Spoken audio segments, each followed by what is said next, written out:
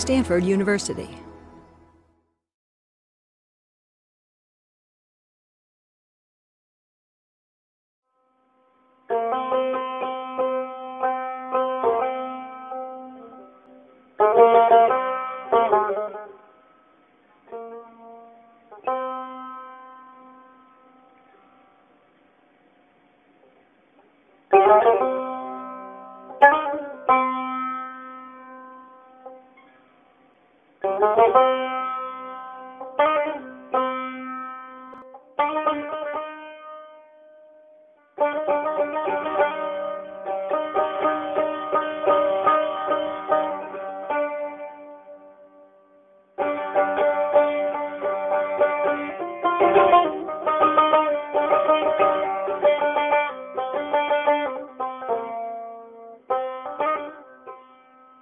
Each year, we gather around this time to celebrate the life and work of one of Iran's most accomplished artists.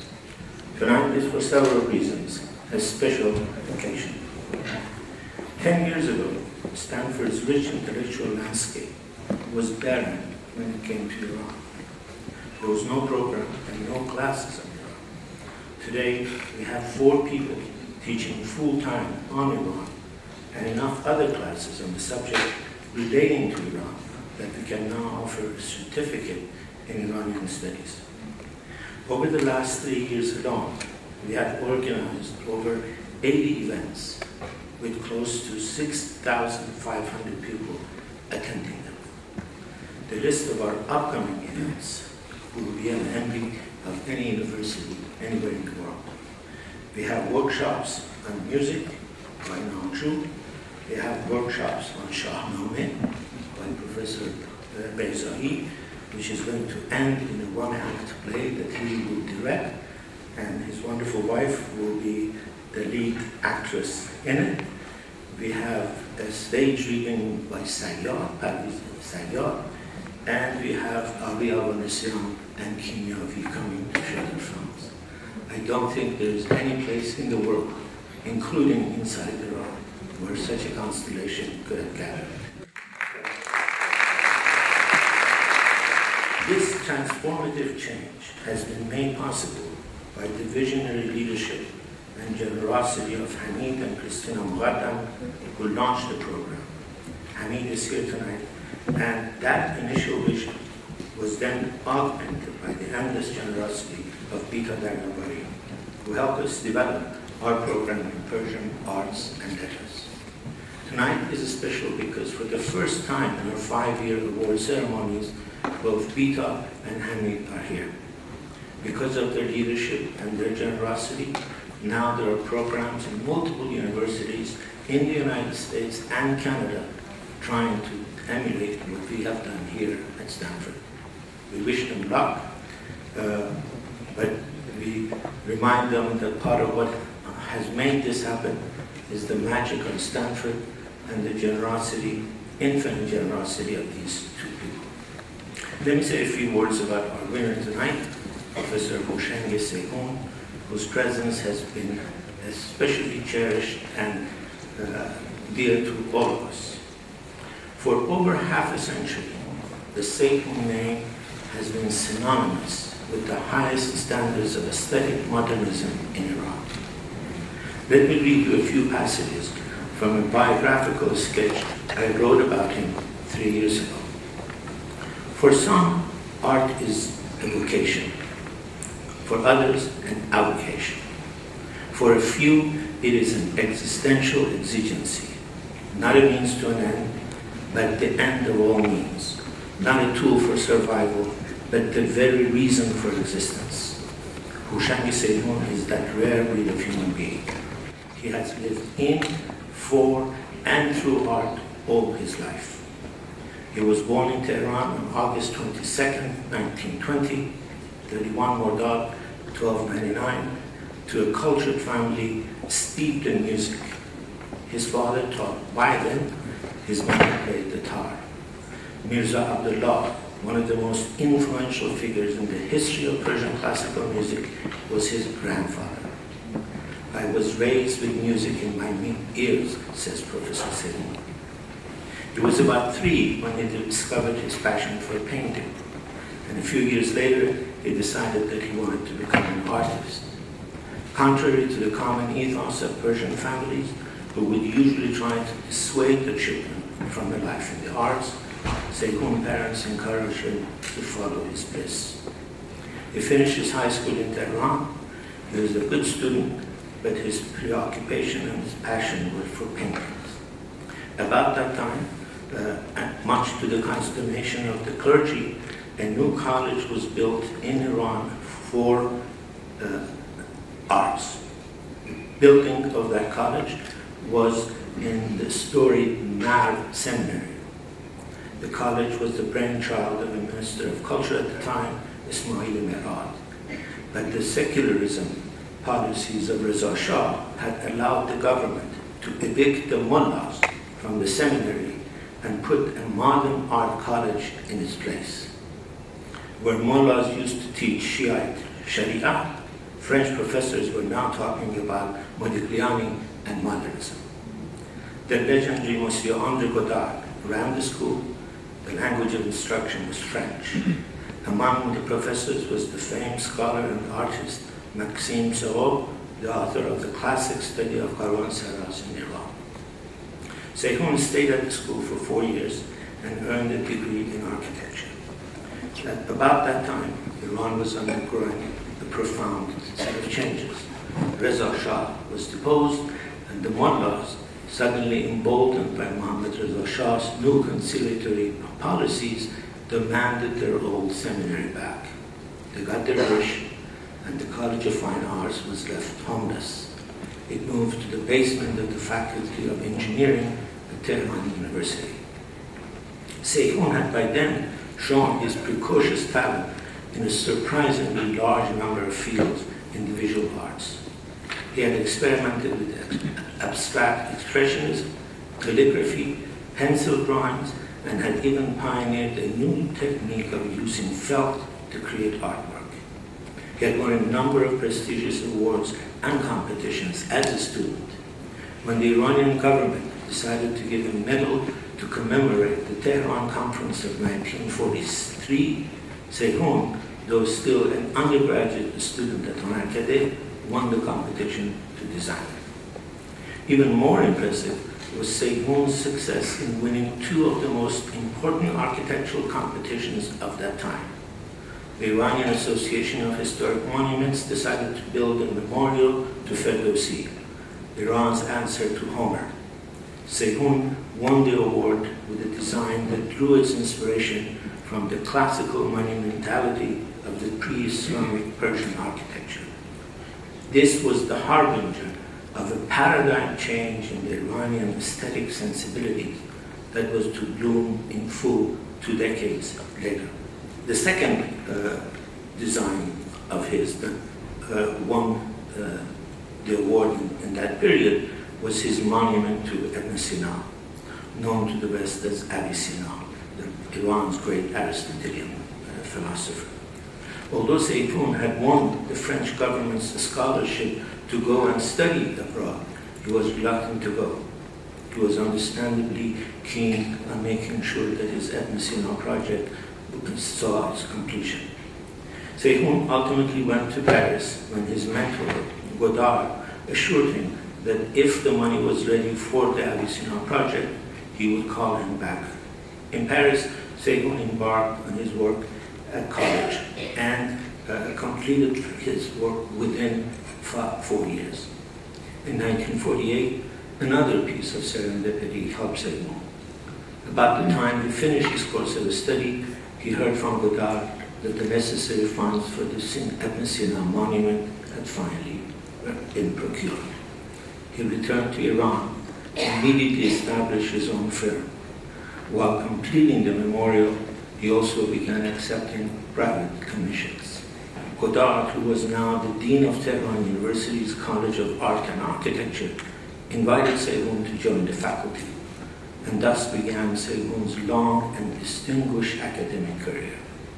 In November 2005, about 100 of his students, many of them Iran's most eminent architects of today, gathered from all over the world in Dubai to celebrate Seyhoun's more than 50 years of teaching and mentoring.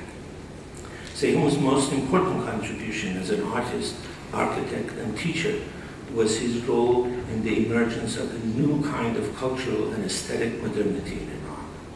In the mid-20th century, as trained architects began to arrive in Iran from the West, they designed buildings that emulated in their fundamental architectural language the work of Western architects.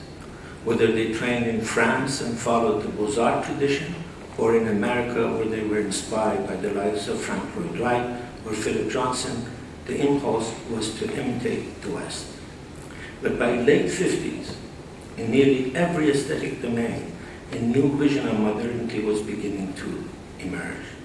In the field of architecture, Seyhoun was one of the most important pioneering figures. In 1961, he became the Dean of the College of Arts and Architecture at Tehran University. His tenure lasted 7 years. He used the period to bring about important changes in the curriculum at the college. One of his favorite subjects was the traditional Iranian architecture. He taught a class on the subject. His lectures, as well as his drawings of those great buildings, have been published in French and in Persian. In his own mind, his most important contribution to architecture was to inaugurate the practice of requiring all Iranian students at the university to travel throughout the country and visit old and new buildings in villages and towns, marking grand monuments of the past, as well as simple adobe buildings of today. He ordered a special bus for these trips and often accompanied the students on their journeys of discovery. After the first year, he also invited an official of Iran's Department of Antiquities, and as a result, many important but hitherto ignored buildings were placed on the list of historic sites and marked for preservation.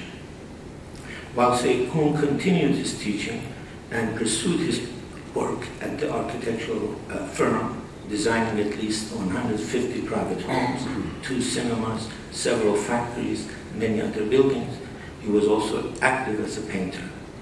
By the mid-1970s, he had achieved an international reputation. His works had been shown in Iran and around the world, including an exhibit at the University of Massachusetts, where his paintings hung alongside those of Picasso and Dali. Not only was art his vocation and avocation, but his private emotional life was also inseparable from the realm of art. In 1952, he married Houshang Seyhoun. She was an accomplished painter herself. She went on to establish the Seyhoun Gallery, and for the next 3 decades, the gallery remained the preeminent house for exhibiting modern art in Iran. Many of today's most cherished painters had their first exhibits at the Seyhoun Gallery, people like Zohrab Sebehri and Hossein Zendebudi. With his work as an architect and an artist of myriad accomplishment, with his paintings, the name Seyhoun has come to conjure modernism and a refined aesthetic sense in the minds of most urban Iranians. It is in recognition of all of these facts that this year he is the winner of the Bita Prize in Arts. Before asking Professor Neymar to come and introduce Bita Daryabari, who needs little introduction, I want to thank several people who have worked tirelessly to make this evening and the reception that follows upstairs possible. First and foremost, I must thank Ms. Basang Sherpa, who embodies Zen calm in the eye of the storm, any storm, and whose grace, hospitality, and efficiency has been one of the greatest assets of the Iranian Studies program. I would also like to thank our student interns who have given selflessly of their time, even on the eve of the exam week, to help us tonight. Ms. Jordan Limonge, Mr. Michael Petticoat, Mr. Mark Rapaz of the ICA helped us with the design of the posters and the evening program. Thank you all for coming, and I ask Professor Neymar, the new leader of ICA, to come and say a few words about Bita.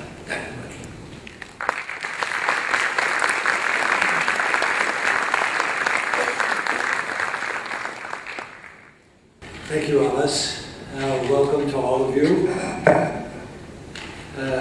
It gives me great pleasure to welcome you here on behalf of Stanford University, Richard Saller, who is the Dean of Humanities and Sciences, and my boss, and the Division of International Comparative and Area Studies, of which I am the director. We are all enormously proud of the accomplishments of the Iranian Studies program at Stanford, and let me start by expressing my personal gratitude to its founding director, Abbas Malani, who's done an amazing job, as you know, in bringing Iran, its history, its culture, and politics to the center of campus attention. Thank you, Abbas. Thank you very much. It's my privilege and pleasure tonight to introduce Ms. Bita Daryabari, a woman who I have learned needs little introduction to most of you in the audience. She's one of the most highly regarded and respected members of the Iranian diaspora community. Bita Daryabari has been a generous donor, not just to Stanford, but to many philanthropic causes in the United States and around the world. She's the founding director of the Pars Foundation, which was the first organization to provide legal guidance and support to Iranian refugees coming to the United States. She's helped build schools in distant places like Palestine and Afghanistan. Her endowment at Stanford's Iranian Studies program has allowed us to expand into the realm of arts and literature. And I should add that Iranian Studies itself at Stanford was launched as a consequence of the visionary leadership and generous endowment of Hamid and Christina Moghadam. Hamid is with us here tonight, and I'm glad to be able to welcome him back to Stanford and express our gratitude for his support. The Bita Prize, which we're here tonight to celebrate, is a critical part of the Daryabari endowment, and has allowed us to bring to our campus some of the luminaries of Iranian arts and letters in the past 5 years. From the outset, Bita has encouraged us to dedicate a good part of our efforts to affording the Iranian community in the area a chance to share in the works of art and scholarship presented here on campus. Her humility and humanity, her love of the arts, her pride in the rich Persian heritage, her tireless desire to share that legacy with citizens of her new country make her an exemplar of wise, compassionate, and prudent philanthropy. Thus, it's with great pleasure that I ask Ms. Bita Daryabari to come to the stage and present the award to tonight's winner.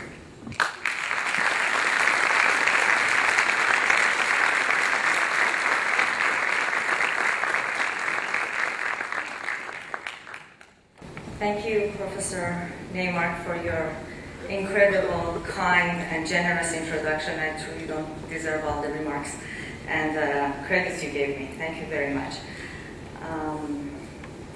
I think we need Professor Seyhoun to design a little bit higher table for me, because as I'm aging, it seems like I won't be able to read these things. I have to bring it up. Maybe I need glasses.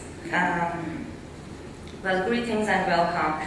I would like to begin my remarks in Farsi, the language and culture that we are gathered here to celebrate. با درود و سلام خدمت حضار و مهمانان عزیز به مراسم امشب ما خوش آمدید. این پنجمین باری است که در چنین مراسم پرقدری شرکت می‌کنیم و هر بار برای بزرگداشت زندگی و کارهای یکی از بزرگان فرهنگمان گرد هم آمدیم. وقتی 5 سال پیش این برنامه را در این دانشگاه شروع کردم، در راهی رفتم که پیشتر سنگ اول آن را حمید و کریستینا مقدم گذاشته بودند. هیچ کار بزرگی را یک نفر انجام نمی‌تواند داد و ارائه تصویری دقیق از ایران و میراث فرهنگی آن کاری به راستی بزرگ است. امشب در اینجا گرد هم آمدیم تا زندگی پربار یکی از بزرگترین معماران و نقاشان ایران را ارج بشناسیم. خوشحالم که می‌بینم برخی دانشگاه‌های دیگر هم در راهی مشابه گام گذاشتند و جریان شناخت و شناساندن زبان و فرهنگ و ادب و فکر ایران را آغاز کردند. باید دست به دست هم بدهیم و این بار گران را به منزل برسانیم. حداقل مسئولیت ما در برابر ایران و فرزندانمان این است که تصویری در خور غنای فرهنگ و زبانمان در اختیار آنان و همه کسانی که در این مملکت زندگی می‌کنند بگذاریم. برای من مایه بسی خوشبختی است که امسال هم چون دیگر سال‌هایی که برندگان این جایزه یعنی کسانی چون سیمین بهبهانی، گلی ترقی، بهرام بیضایی، محمد رضا شجریان که هر یک در بخش از این میراث پیشکسوت بودند و مهمان عزیز امشب ما استاد سیهون هم خود سرآمد پیشکسوتان معماری و هنرهای زیبا بوده و هست. خیلی متشکرم که آقای سیهون تشریف آوردین امشب و در خدمت ما هستین. اگه اجازه بدین بقیه صحبتم را به انگلیسی ادامه میدم. It gives me special pleasure to welcome you all to the 5th annual celebration of Bita Prize in Persian Letters. From the beginning of my work with Stanford, Dean Saller and past directors of the ICA division, where my endowment lies, have invariably offered their support. I'm proud of the work we have been able to do to make Stanford now one of the most vibrant and respected centers for the study of Persian culture, language, and literature. And we all know this couldn't be possible without the generosity of Hamid and Christina Muqaddam. Thank you, Hamid John. And also, Dr. Milani, you have been and continue to be an extraordinary gift, visionary and bold leader of our community. Thank you for the grace and wisdom, elegance and power, and care and love that you bring to our Iranian studies program at Stanford. Thank you, Professor Seyhoun, for accepting our invitation. If we take a quick look back at the winners, it confirms that the fact that they were each a luminary in their fields. And this year's winner, Professor Seyhoun, is no exception. From my early years in Iran, the Seyhoun name was synonymous with the finest traditions in art and architecture, both passions of my life. Gallery Seyhoun was where every major Iranian artist aspired to exhibit his or her works. Professor Seyhoun himself, a highly innovative and creative painter, was best known for the revolution he helped bring to Persian architecture. His fusion of modernism and tradition, his insistence of teaching to his students the magic and mystery of Persian traditional architecture, while always requiring of them familiarity with latest developments in modernism elsewhere in the world. And finally, some of his beautiful, enduring, unmistakably modern and traditional Persian designs for monuments to past Persian poets and philosophers, his tireless work to educate 2 generations of Iran's best architects, all combined into making yet another stellar addition to our past winners of this award. If Simin Behbahani, our first winner, showed the defiant and delicate poetry and presence of women in today's Iranian society, and if our last winner, Mr. Bahram Beyzai, embodies the best in Persian theater and cinema, painter, and educator, and architect, Mr. Professor Seyhoun is another person that all of his work, all of his impressive accomplishments shows that he is our next prize winner. I would like to invite him to join me here to receive his prize and tell us about the rich and enriching life he has led. Professor Seyhoun.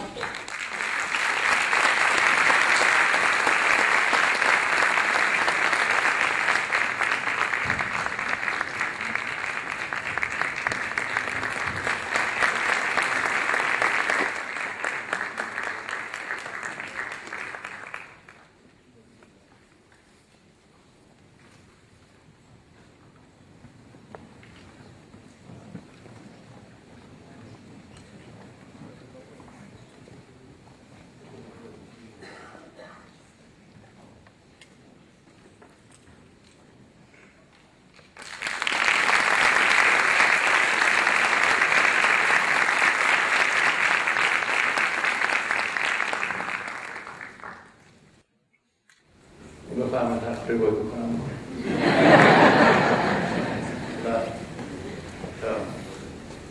was Honarkadeh was happy to stay with there is a, in your program, there is a small statement that Professor Seyhoun has prepared. We have translated that. It is in your program. We are not going to repeat it. He is going to make a few comments, and then he decided that it is best that he try to answer questions that you might have about his work and about his painting and about his career. So we can even begin with the questions, and then we can process our answer and then make the opening remarks that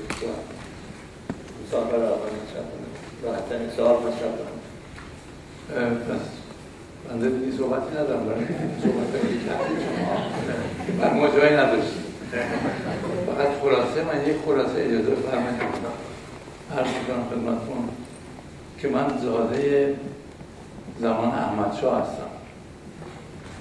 احمدشاه اواسط سلطنتش بعد تولد پیدا کردم در تهران و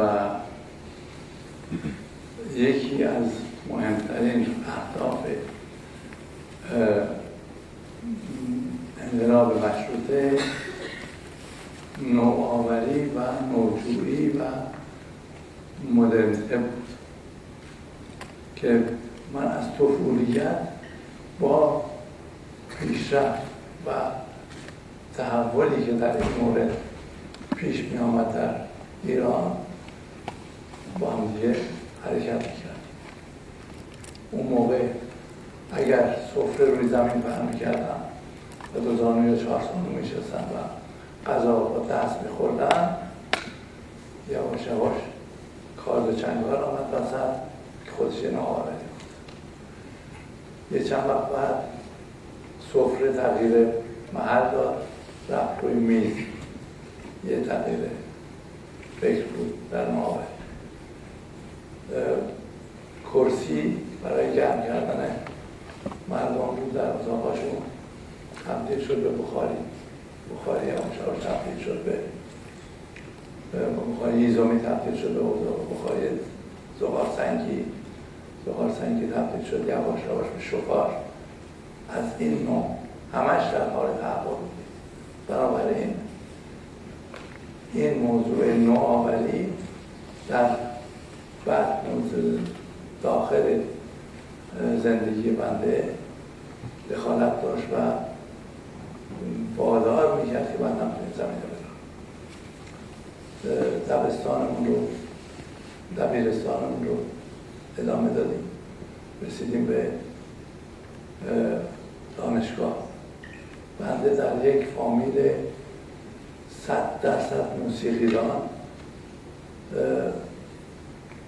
زاده شدم و از پدر بزرگ و بالای پدر بزرگ و جد و آباد همه در حال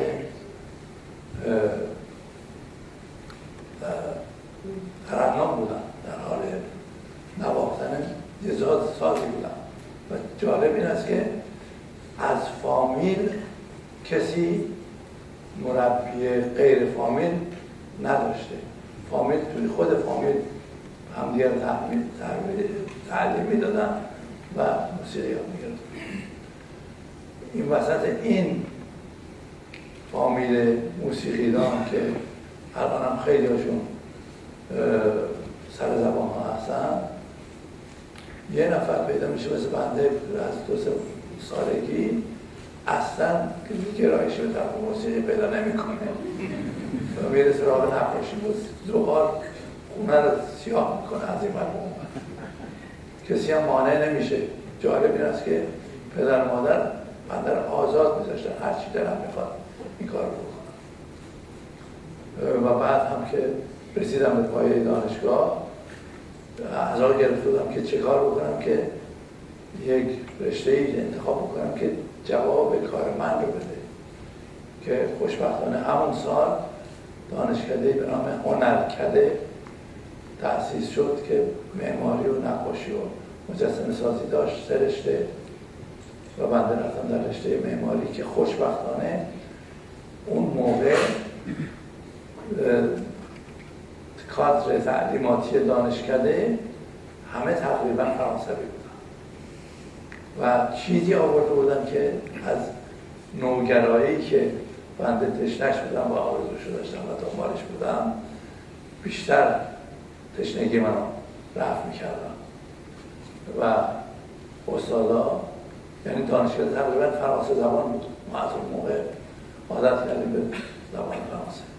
استادی که بنده انتخاب کردم مکسیم سیرو بود که امشب به یاد او من این صحبت ها رو میکنم که خیلی چیزها فرار گرفتم ازش و این نوآوری که از زمان احمدشاه در من زنده شده بود در دوران تحصیل دانشگاهی خیلی دیگه زیاده از حد تشدید روش داشته شد و بعد هم که انتخاب شدم برای اینکه برم به دولت به مملکت فرانسه اونجا تکمیل مطالعات بکنم که جای خود داره.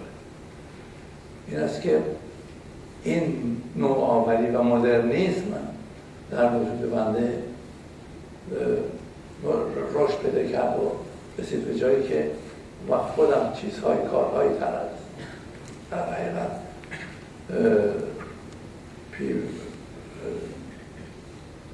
تحویل جامعه دادم که اینها نه تنها در ایران شد در دنیا بی‌نظیر بودن، تعریف از خود نفرمایید. و اون معماری بود که از طریق سمبولیسم یا نمادین زندگی نامه و تخصص کسانی رو که براشون یاد بود می ساختم اینها رو به نحوی به نمایش بگذارم. این خیلی علاوه بر مدرنیسم این تکمیل کنندش بود. دیگه جناب پروفسور میلانی سنگ تمام برای بنده گذاشتن که ازشون تشکر میکنم و بعد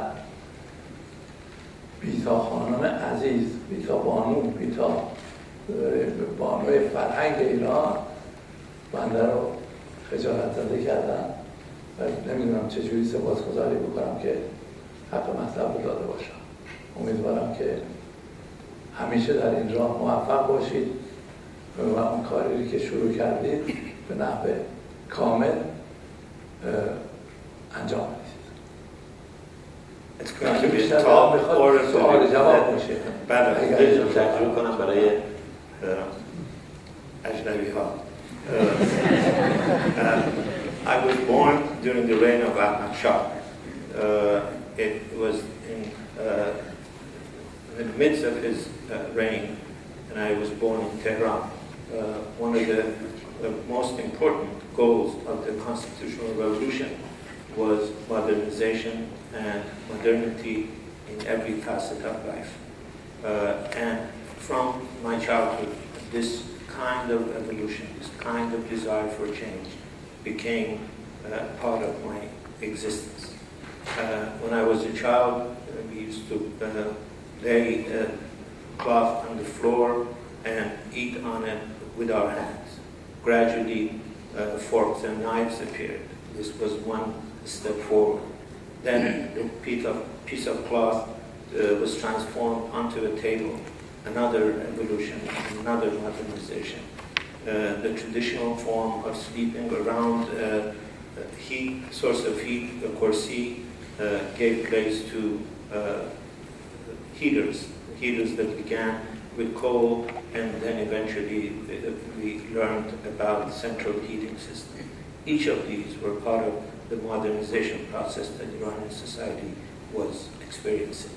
And it was thus that modernization, searching for the new, became an essential part of my life. In a way, it made it inevitable for me to become a modernist.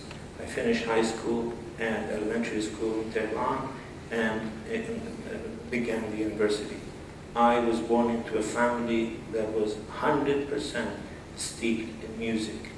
My father, my grandparents were all musicians, there was music in our house constantly.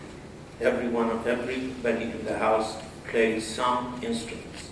Everyone in the house learned to play this instrument from some other member of the house. We never had a coach that was not a member of the family.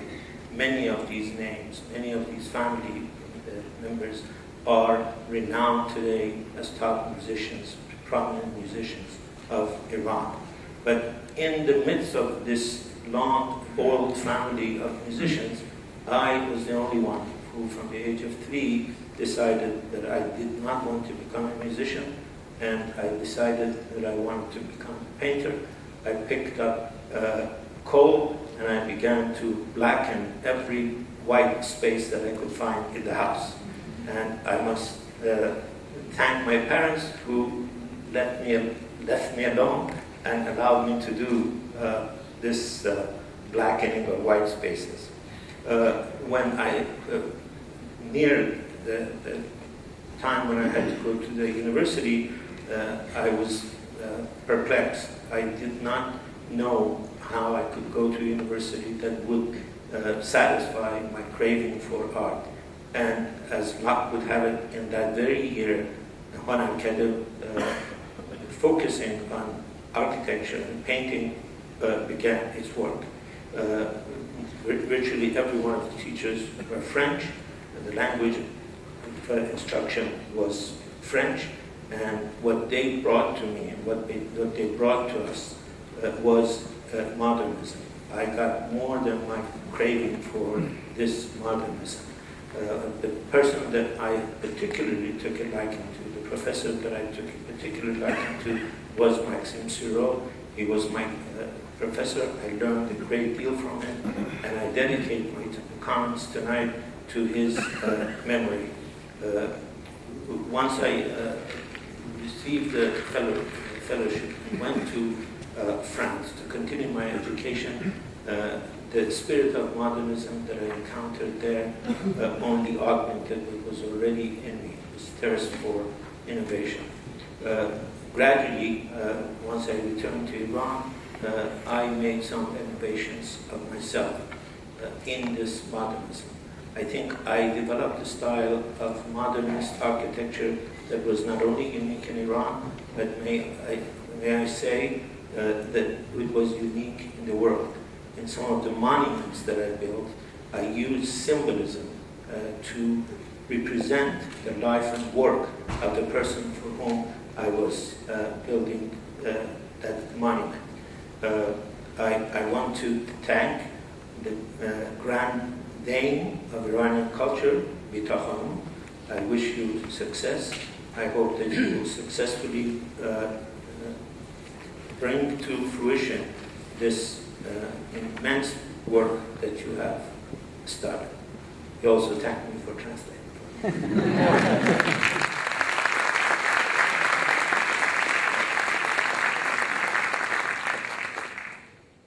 Now you can have questions. سوال که داشتم تاثیرات خانواده موزیک فرموز خانواده که موسیقی خیلی بزرگ شده تاثیر موزیک تو کارهای هنری معماریتون چه نقشی داشته و شما که تو خانواده موزیک بزرگ شدید چطور هنر معماری رو انتخاب کردید به جای موزیک؟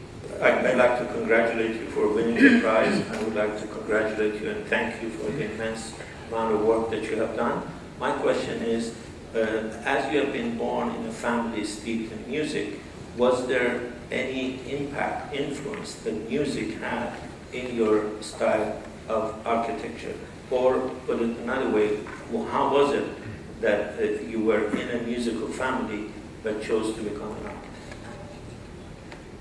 من به خدمتتون عرض می‌کنم که بی اندازه موسیقی تأثیر خودش رو در بنده گذاشته و همیشه میذاره و هر کاری رو که میخوام شروع کنم توأم با موسیقی عمل میکنم.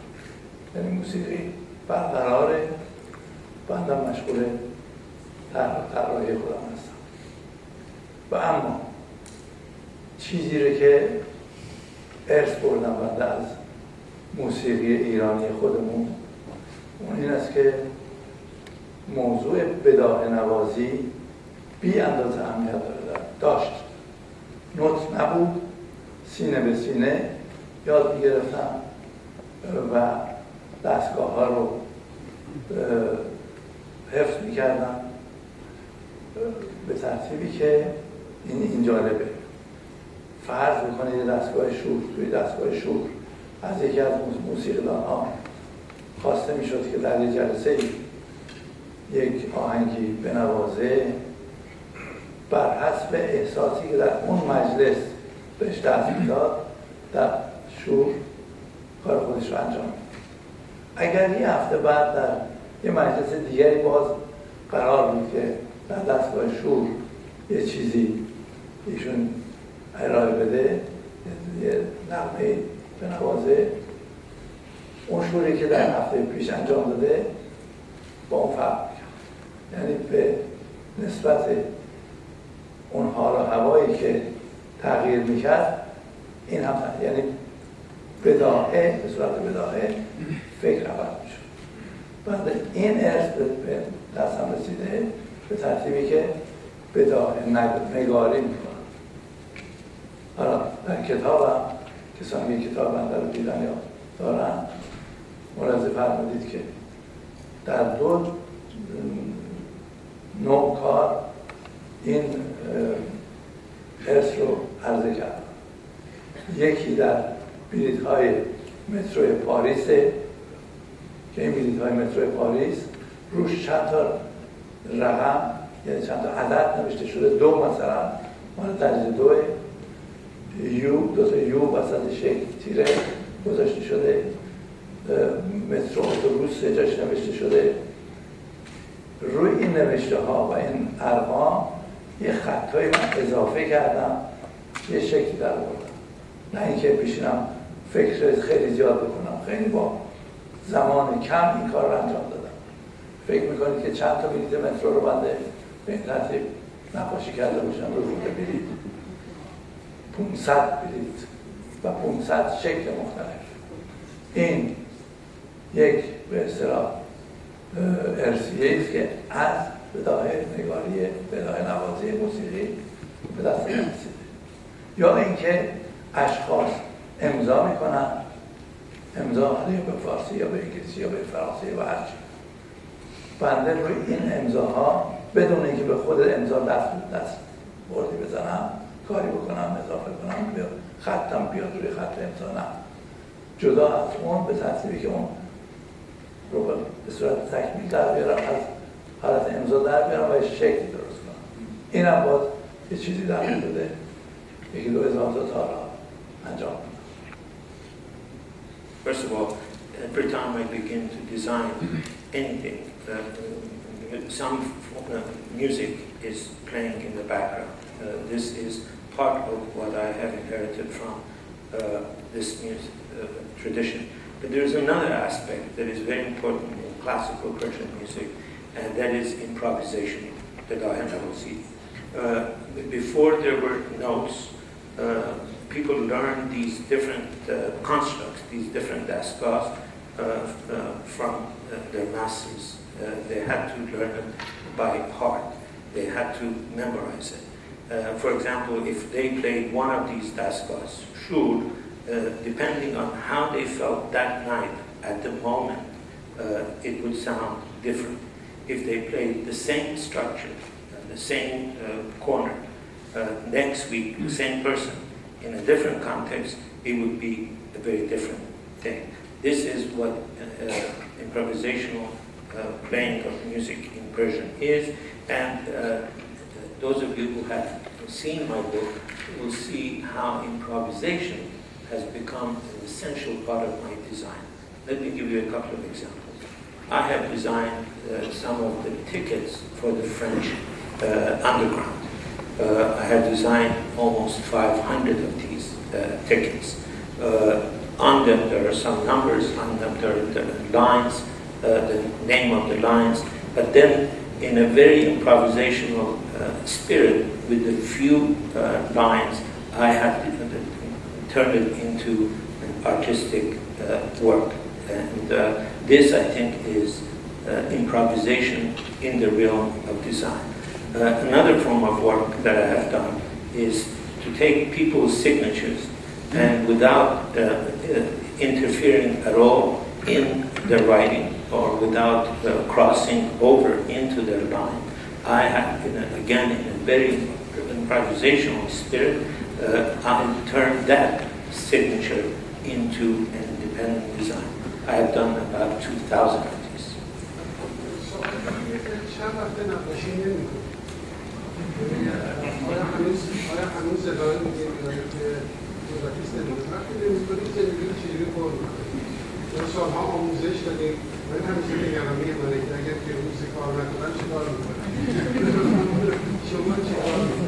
شما چه اصراری داشتین که امشب که انقدر خوشیم ما؟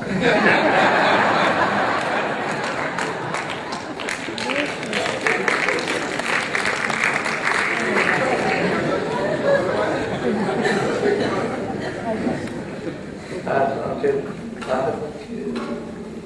سنم رفته بالا مریضم هستم مراد فرمودید که همچون نمیتونم راه برم باید یکی گاه داشته باشم.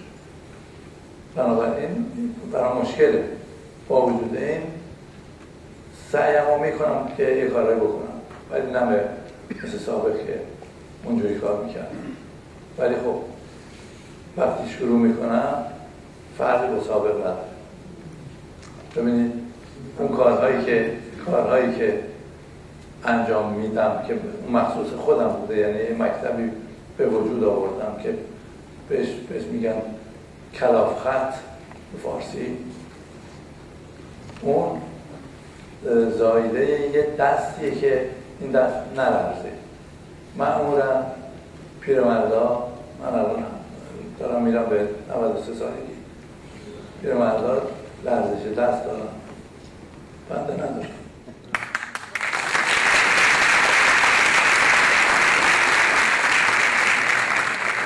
حالا دلتون میخواد کار بکنم The question was, how long has it been since you have stopped painting?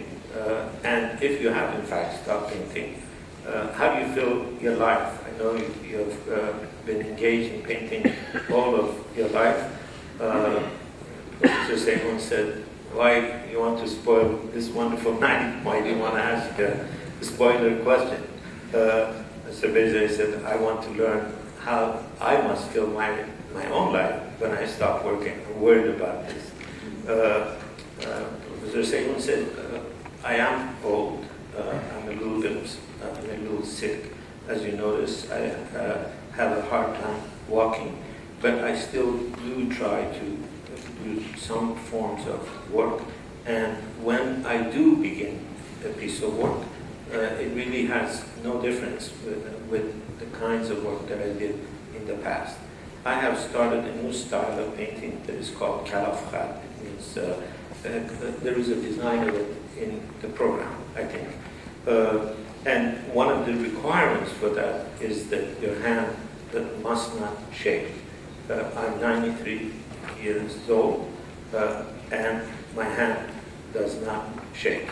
سوال من این هست که در معماری قدیم ایران که اثراتی مثل منار جنبان، مثل حمامی که با یه شمع روشن می‌شد و گرم نگه‌داشته می‌شد و یه همچین جداً معجزه‌هایی در زمینه معماری قدیم ایران بود. در معماری جدید ایران شما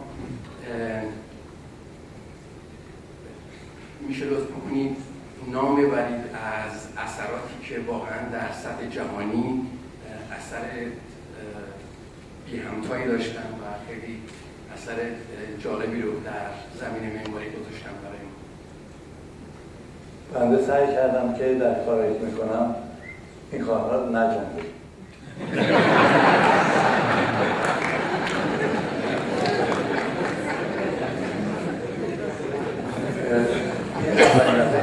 این سوال بنده میشه راجع به منار جنبان.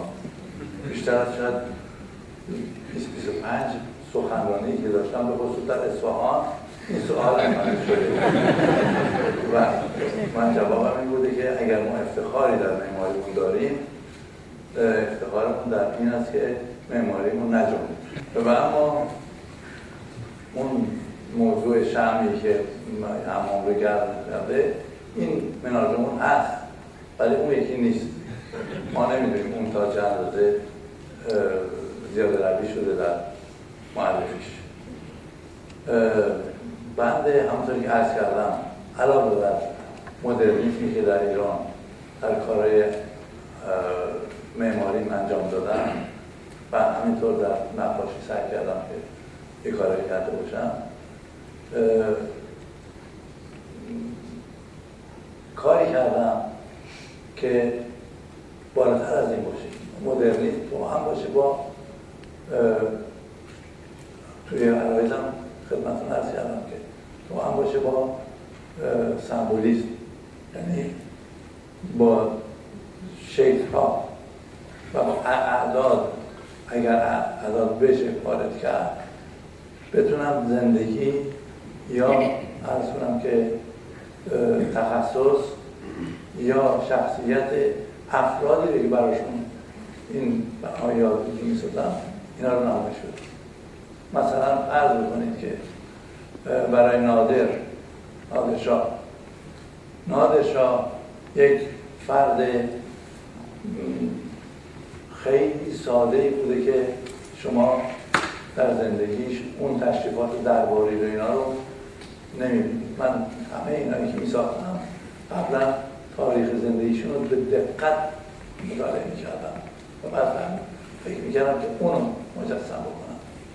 نادر یه آدمی بوده که بی تکلف در صحنه جنگ حرکت می‌کرد، نون و گوشتش رو به عنوان غذای ظهرش یا شبش روی زین اسب می‌خورد و می‌رفته، ولی این حرکت جهشیش برقرار بود. حالا از بنده میخوان که آرامگاهی برای نادر بسازم. من باید این خصلت‌های خاص نادر رو یه جوری در کارم بگنجونم.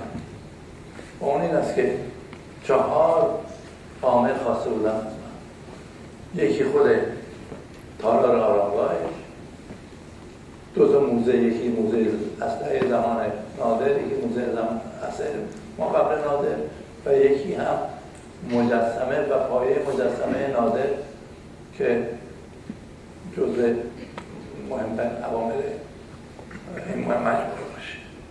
تمام اینا روی سمبل رفته. یک این است که ما 3 جور خط داریم. خط افقی دلیل بر آرامش و سکون و بی‌حرکتی است. خط عمودی دلیل بر پابرجایی و استحکامه. خط مورب دلیل بر جهشی. من خط مورب رو انتخاب کردم برای نادر چون کارش کار جهشی بود. اگر دقت کرده باشید پایه مجسمه و خود مجسمه این هر دوش طرح اولیش کار بنده است. هر دو در یه خط مورب میرو. از اونجا قرنیز بزرگی که هر سنگش 16 تن وزنشه، این که میره بالا باز اینم مورب میره. این یعنی نادر. به خود آرامگاه که نگاه میکنیم یک پلان مربع داره. و من اگر یک کسی دیگه بود به جای من آرامگاه رو میذاشت وسط مربع. من نذاشتم این کار رو. 2 دیوار، 2 موزه در به صورت 2 زلی که چسبیده به همه انجام شده که مربع وسط رو از 2 طرف احاطه کرده و 2 طرف دیگه ستون بندی که آزاده. من فکر کردم که نادر اینجا جنبه جنگی داره، یعنی صحنه جنگی در گوشه قرار بگیره که در پناه 2 دیوار ناظر به صحنه جنگ باشه، ستون‌ها نماد سربازا باشن چه برای کار چه برای جنگ، و نادر از اون گوشه در پناه 2 دیوار ناظر به جنگ باشه. و امثال این خیلی گنجیده شده توی بناهای دیگه هم. این یک کار نوآمده خاصی بود که بعد فکر میکنم که باید افتخار بکنم. The gentleman who asked the question said, I studied architecture, although I did not continue in that line of work. I'm very proud that an architect has won such an award. But I have a question. Our traditional architecture has had some remarkable or allegedly remarkable buildings. One of them is called Minar Jumbon. These are two towers that parallel one another, and the story is that when one moves, the other also moves. That's why they're called the moving towers. The second is Hammam Kasham, Hammam Fin, and it is alleged that the entire bathhouse was lit by one candle. What have we done in modern architecture that can be said to be equal in terms of its global significance and uniqueness to these two buildings? The answer was that in my buildings, my effort has been so that they don't move. And I have to say that this is not the first time this question has been asked of me. At least 25 times people have asked me, particularly in Isfahan, where people wanted to know about this Minar Jumbon. And I told them that my effort and my pride is that my buildings don't move, don't shake. As to the story of the bathhouse, I think there is a considerable amount of exaggeration on that. My modernism, as well in architecture as in my painting, is that I have tried to combine this architectural modernism with a form of symbolism. I have tried to make the spirit, the expertise of the people that I'm making a building about, a monument about, represented in a symbolic form in that monument. Let me give you an example. They asked for a design for Nader Shah. Nader Shah was an Iranian king. He lived a very simple life. He was averse to courtly grandiosity. Before making any of my buildings, I deeply studied the lives and the habits of the people for whom I'm making this monument. I learned that Nader Shah was a man who lived a simple life. During the war period, he ate on his horse. He ate very simply, a piece of bread, some meat, and he ate it as he moved. In essence, he was constantly in motion. I wanted to build a monument that would reflect this motion. There were 4 elements in this building. There was a hall, there were 2 museums, one arms of the Nader period, one arms that belonged to the Nader period, before the Nader period, and a big sculpture and its base representing Nader. I tried to use symbolism in all of these 4 elements. We have in architecture essentially 3 kinds of lines. A horizontal line that symbolizes calm and motionlessness. The perpendicular line that represents security, and a curved line that represents movement. In designing the Nader building, I used the curved line, and I used this curved line even in stones that each weigh 16 tons. And when I was trying to build the place of his burial, I did not want it to become a simple square as most burial places are. I wanted the place of his burial to represent his spirit, the warrior spirit, the movement spirit. That's why there are 2 pillars, and he is in one corner. It is as if he is standing in that corner. The pillars represent the soldiers, and it is as if even in death he is witnessing the field of battle. بفرمایید.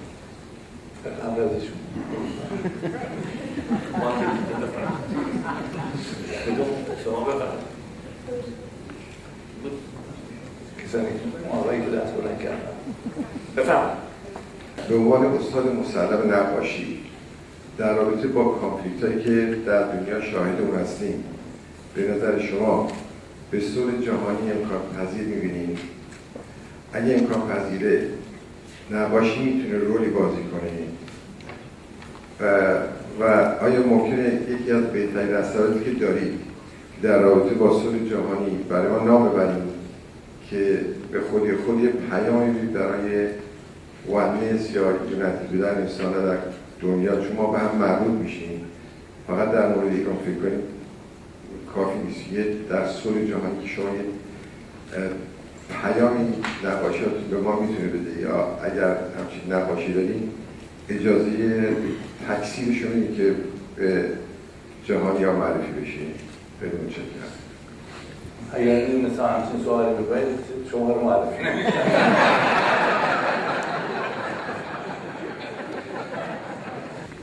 والا بنده فکر میکنم که لزومی نداشت که یک کار به خصوصی برای صلح جهانی بخواد انجام بگیره. بنده فکر میکنم که یک اثر هنری تمامش صلح. اینو توجه داشته باشیم ما که واقعا یک اثر هنری اینجوره. یه نقاشی که میکنیم و هر جوری که میخواد باشه یک آرامش و صلح و سلامی به انسان دست میده با دیدنش، با مواجهه باش، که احتیاجی نداره که سوژه یا اون موضوع بخواد جواب مطلب رو بده. خب بعضی سعی کردن که کار اینجوری بکنن. یه سمبول از نظر سمبولیسم میشه بعدم بعضی از کارها، ولی اون کاری که واقعا برای این مفهوم قابل عرضه باشه ندارم که الان خدمتتون تعریف بکنم. ولی همینقدر عرض میکنم که تا صلح و سلام و صفا نباشه یک کار هنری اونجوری که باید خودنمایی نخواهد کرد و ظاهر نخواهد شد.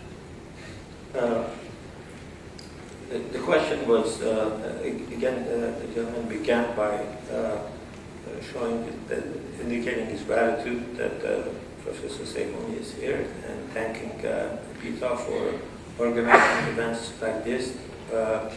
And the question was whether Professor Seyhoun thinks that painting can have any role in creating world peace. It is not enough for paintings to be about Iran. There is a unity of humanity, and painters must not just think about Iran. And if he thinks that the painters have such a role, is there a painting of him, Professor Seyhoun, who he thinks does this job of showing the unity of humanity? And if there is such a painting, will he permit us to make copies of it and make it available to everyone? Professor Seyhoun said, if I knew you were going to ask this question, I would not have suggested that they let you ask the question. And then he said in more serious tone that I don't think a work of art needs to work towards world peace. I think any work of art, by definition, brings a kind of peace with it. Painting brings a kind of peace, and a kind of quiet, and a kind of solace to those who watch it. And I don't think that those who have tried to make one painting to represent world peace have succeeded. You can't use symbolism in this way, but I have not produced a work that will fit the description that you have. Moreover, I think that you can have such a painting only when there is world peace, not before. We have time for one last question. There's food upstairs, and there's merriment to be had.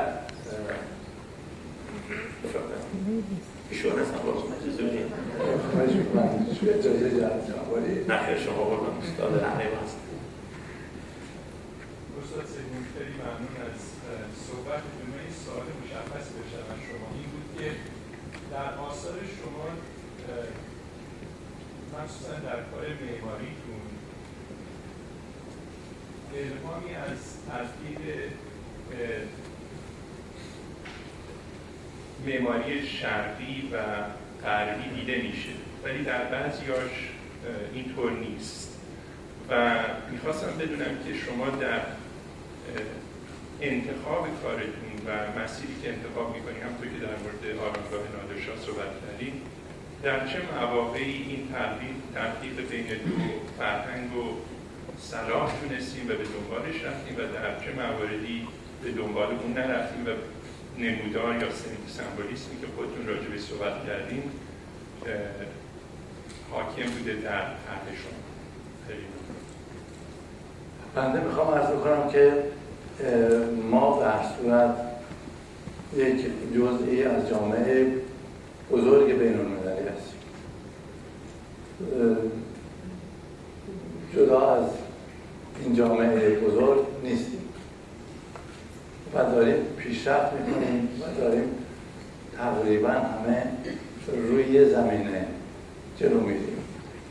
منتها هر کشوری یه مشخصات فرهنگی، مشخصات اقلیمی، مشخصات محلی داره که باید بی‌بر و برگرد در عالم معماری به اینها توجه کرد. وقتی که ما گردش میکنیم در ایران خودمون از نظر فرهنگی میبینیم که مردم ما یه نوع فرهنگ مخصوص خودشون دارن که عادت کردن رو فرق میکنه. راجع به خانه‌های قدیمی صحبت بکنیم. خانه‌های قدیمی بیرونی داشتن، اندرونی داشتن، هر کدوم برای خودش. کسی از خارج که می آمد به اندرونی حق دخالت یا وارد شدن یا دید نداشت، در بیرونی پذیرایی میشد. و این عادت و این فرهنگ هم تو پابرجام مونده تا امروز. حالا که ما داریم میریم جلو و میبینیم که دیگه با اون عرض و طول ما نمیتونیم ساختمان مسکونی بسازیم، میبینیم که باید اجباراً این فرهنگ رو پیاده کنیم به ترتیبی که خانه‌هایی که ما میساختیم، یعنی زمانی که بنده اونجا کار میکردم و دوستان ما و همکارانمون کار میکردن، ما سعی میکردیم که این خصلت رو، این به اصطلاح عادت رو یا فرهنگ رو رعایت بکنیم. کسی که وارد میشه دید روی قسمت خواب و انتیمه خونه نداشته باشه. خونه درسته که با هم دیگه یکیه، ولی باز اون یه خود حالت بیرونی دیده بشه. و بعد کسی که وارد قسمت پذیرایی میشه، این فقط مهمانان اطراف خودش رو ببینه، اون طرف رو نبینه. و گاهی اوقات دیدیم که انقدر اگزاجره شده، یعنی زیاد روی شده در این فکر که مهمانخانه، اتاق سالن و مهمانخانه در غیر پذیرایی همیشه همطور بدون استفاده گوشه می‌افتاده. پس این یک موضوع مهمه. دو اینکه environment یا محیط زیست خیلی مهمه که ما کجا داریم زندگی امروزیمون از نظر معماری تأمین میکنیم. آیا در امریکا هستیم؟ آیا در کانادا هستیم؟ آیا در اروپا هستیم؟ چه آب و هوایی دارن؟ ایرانی ها از قدیم الایام به این مسائل توجه داشتن. وقتی که ما را میریم در مناطق فارس تخت جمشید رو میبینیم، نقش برجسته داریم به کاخهای تخت جمشید. این نقش برجسته ما از متن 2-3 سانتی متر بیشتر برجستگی نداره. چرا؟ برای اینکه آفتاب ضدی که اونجا برقراره با همین 2 سانتی متر اون ارزش تصویری شکل رو تأمین میکنه کافیه. در صورتی که در پاریس جلوی آرک دو تریومف که را میریم می‌بینیم که اونجا نقش برجسته گذاشتن ولی مجبور شدن انقدر بیارن بیرون که دیگه از نقش برجستگی در بیاد به مجسمه بشه. چرا؟ برای اینکه هوا حملی آفتاب کم داریم و باید این خودشو نشون بده. یا اینکه وقتی ساختمان منزل و مسکون میخوایم انجام بدیم میدادیم یک تتبعی معماران ما کردن که خیلی قابل تحسین با اون این است که فلات ایرانی فلات مرتفع به طور متوسط 600-700 متر از سطح دریا ارتفاع داره. بنابراین با این ارتفاع ما می‌بینیم در خیلی از مناطق ایران زمستان‌های سرد داریم و چون نزدیک به خط استوا هستیم تابستان‌ها گرم. برای اینکه این رو جوابگو باشیم از نظر معماری آمدن چه کردن؟ منازل مسکونی رو به طرف جنوب ساختن و ایوان هم گذاشتن. چرا؟ توجه کردن به شرایط جغرافیایی. آفتاب در تابستان با میل خیلی کم یعنی به صورت عمودی بیشتر تابش داره، بنابراین ایوان رو درست کردن که مانع از این بشه که آفتاب وارد خونه بشه. در صورتی که همین آفتاب در زمستان به صورت زاویه حاده تابش داره و این خاصیت جنوب ها، خاصیت شرق و غرب نیست. اونجا ها آفتاب خیلی افزایش میکنه. مال جنوب میبینیم وقتی که به صورت حاده ما زاویه حاده تابش داره این نه تنها از ایوان عبور میکنه وارد خونه میشه. اینا چیزایی مربوط به ایرانه. یا در کانادا که ما آفتاب خیلی کم داریم میبینیم که برج‌های بزرگ ساختن تمام شیشه احتیاج به نور دارن، احتیاج به آفتاب دارن، شیشه لازمه.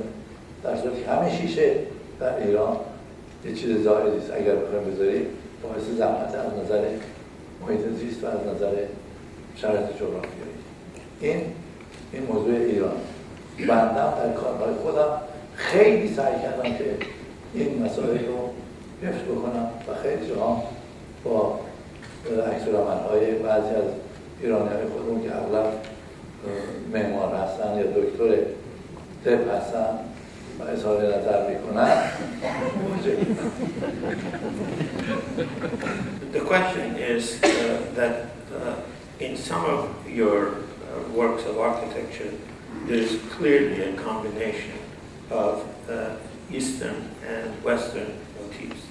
In some of them, we do not see such a combination.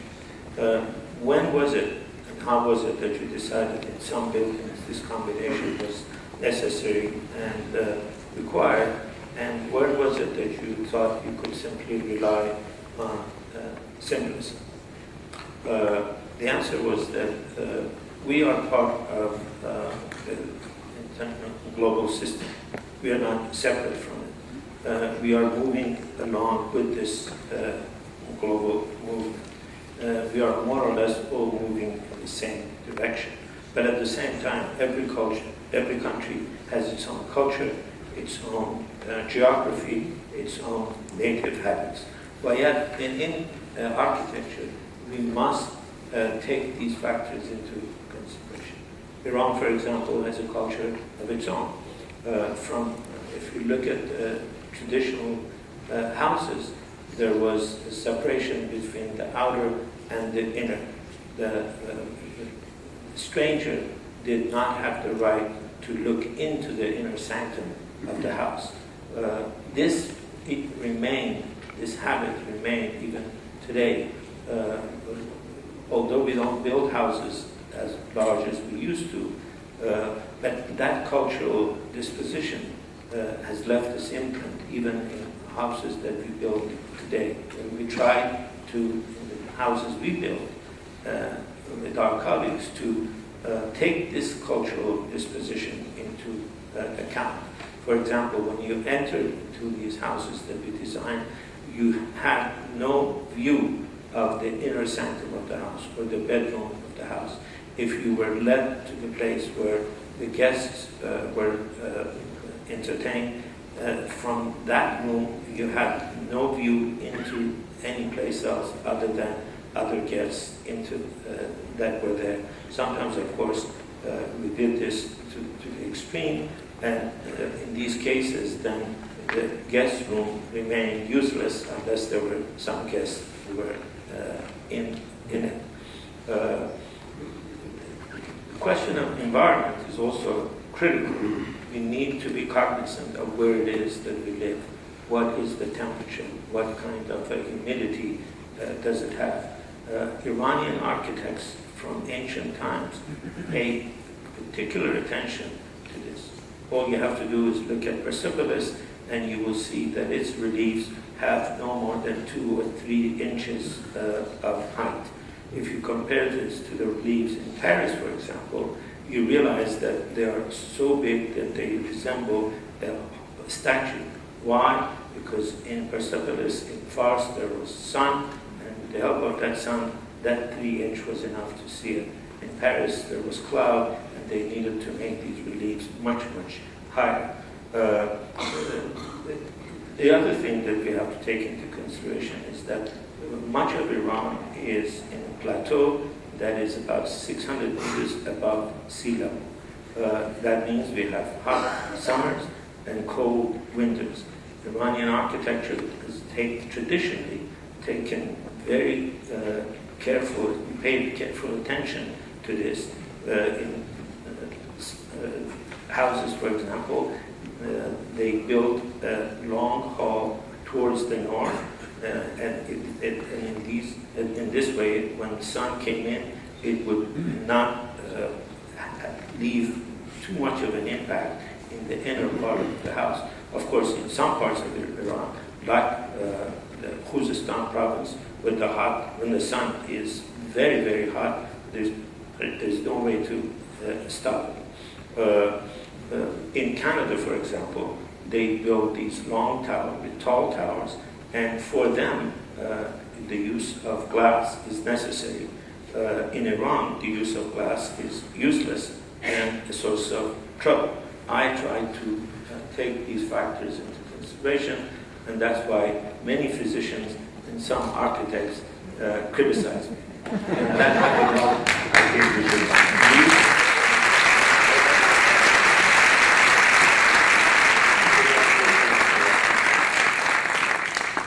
بنده میخواستم شبکه آخر جلسه از شدیداً و با تمام وجود و با قلب خودم از جناب دکتر پروفسور ایرانی تشکر بکنم که ایشون واقعا خدمت میکنن و از نظر فرهنگی یک اساس خیلی مهمی رو در این دانشگاه از خودشون دارن واقع میذارن. به خصوص بنده راجع به خودم از ایشون بی اندازه قلباً و جاناً همه جور تشکر